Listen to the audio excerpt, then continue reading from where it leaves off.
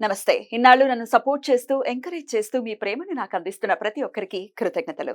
అలాగే ఈ వీడియో కూడా ఖచ్చితంగా మీకు ఉపయోగపడుతుంది. లైక్, షేర్ అండ్ సబ్స్క్రైబ్ చేసి మీ సపోర్ట్‌ని నాకు అందించండి. అలాగే ఈ వీడియో పట్ల మీకున్న అభిప్రాయాన్ని కామెంట్ సెక్షన్‌లో కామెంట్ చేసి తెలియజేయండి. ఇప్పుడు వీడియోని చూద్దాం. నమస్తే. Welcome to our channel. నేను పద్మిని. ప్రస్తుతంతో పాటు ప్రముఖ ఆధ్యాత్మికవేత్త, ఆస్ట్రో న్యూమరాలజిస్ట్, ఎనర్జీ వాస్తు స్పెషలిస్ట్, శ్రీ విద్యోపాసకులు శ్రీమతి జయప్రద గారు మనతో పాటు ఉన్నారు. మాట్లాడదాం. జయప్రద గారు నమస్తే అండి. నమస్తే అమ్మా. శ్రీమాత్రే నమః.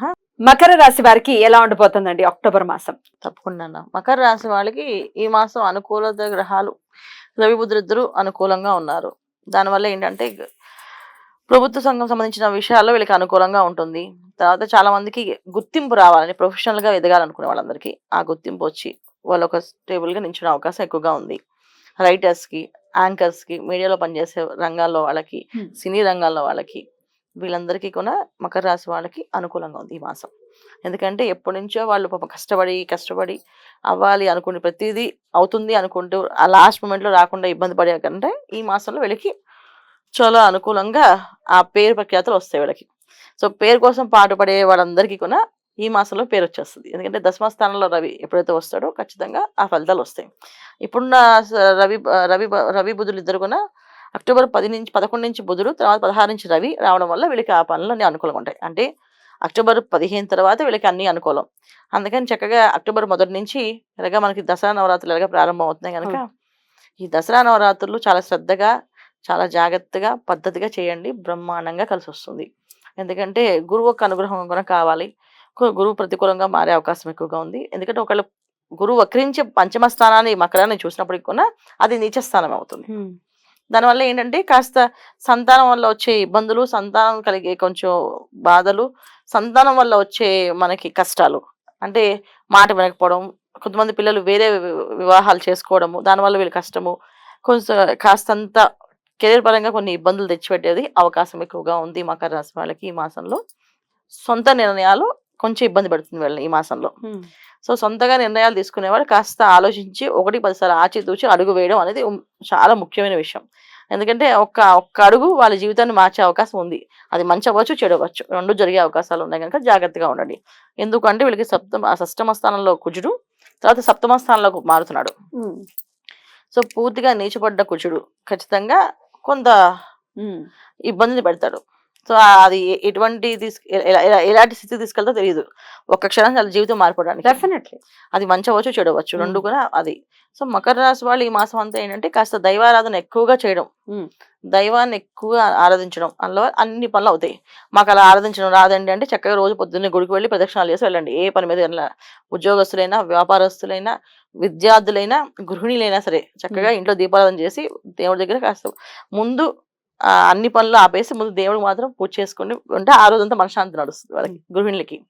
బయట ఉద్యోగాలు చేసే విద్యార్థులందరూ కూడా దేవాలయానికి వెళ్ళి కాస్త ప్రదక్షిణాలు చేసి, నవగ్రహ ప్రదక్షిణాలు, అక్కడ మా లక్ష్మీ అమ్మవారికి, దుర్గమ్మవారికి చక్కగా ప్రదక్షిణాలు చేసుకొని దండం పెట్టుకుని బయటకు వెళ్ళడం వల్ల పనులు అవుతాయి.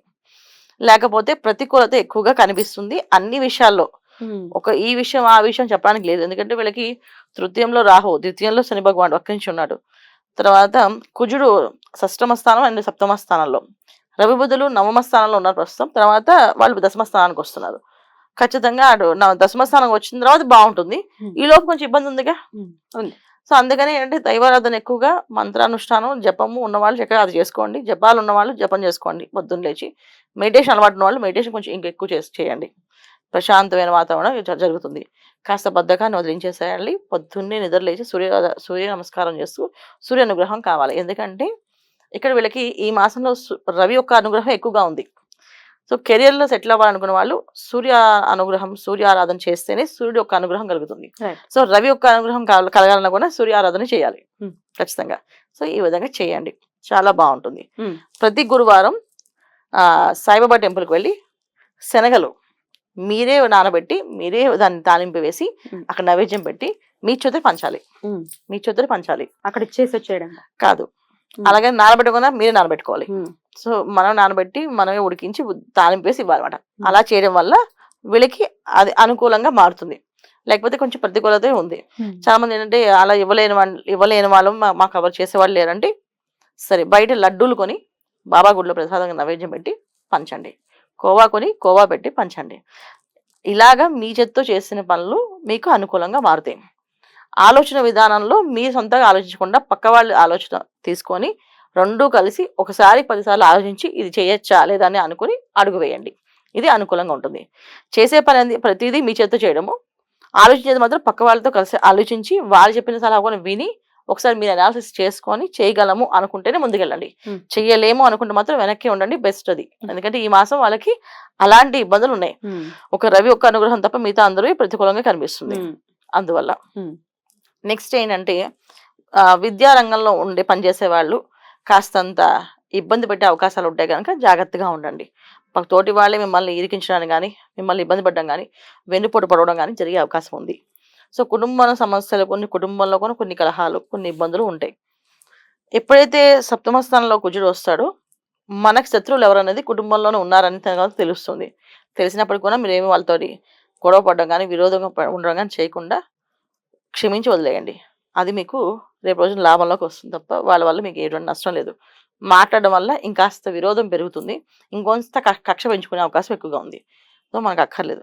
భగవంతుని అనుగ్రహం ఉంటే అన్నీ మారిపోతాయి. భగవంతుని అనుగ్రహం ఇంపార్టెంట్ ఎవరికైనా.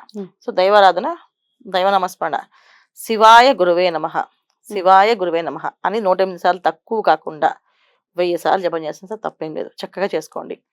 చేయలేమన్న వాళ్ళు 108 సార్లు చేయండి. చేయగలము అనుకునే వాళ్ళు కంటిన్యూ పొద్దునుంచి సాయం దాకా అంటూనే ఉండండి. శివాయ గురువే నమః, శివాయ గురువే నమః, శివాయ గురువే నమః అనుకుంటుండండి. అన్ని పనులు విజయవంతంగా అవుతాయి. ఇది ఈ విధంగా చేసుకోవాల్సిన మకర రాశి వాళ్ళు పరిహారాలన్న. ఎందుకంటే గోచారంలో ఎప్పుడు మనం చెప్పే ఫలితాలన్నీ కూడా గోచార ఫలితాలు.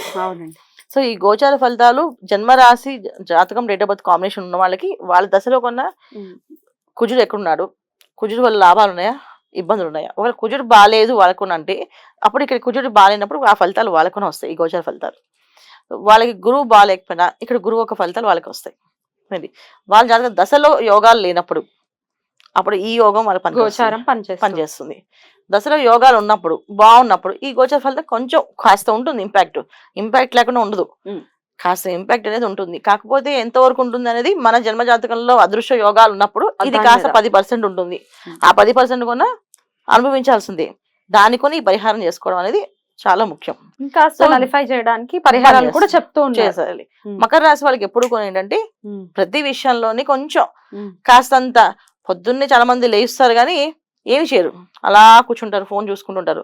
అలాంటి పనులు కాకుండా ఏదో ఒక నామాన్నో ఏదో ఒక దైవారాధన చేయడమో లేకపోతే దైవం సంబంధించిన పుస్తకాలు చదవడమో అది కూడా వీళ్ళకి చాలా మేలు చేస్తుందట. ఎందుకంటే శని భగవాన్ ఒక రాశిది. శని భగవాన్ ఏంటంటే కర్మకారకుడు. మన కర్మని ఎప్పుడు కూడా పరిపక్వత తేడానికి ఆయన ప్రయత్నం చేస్తుంటాడు. అంటే ఆయన చెప్పాలంటే ఒక డిసిప్లైన్ మిలిటరీ ఫాదర్ లాగా. సో మిలిటరీ ఫాదరు ఏ తప్పు చేస్తే దాని పనిష్మెంట్ ఇస్తాడు, అలా చిన్న తప్పు కూడా పనిష్మెంట్ చేపిస్తాడు.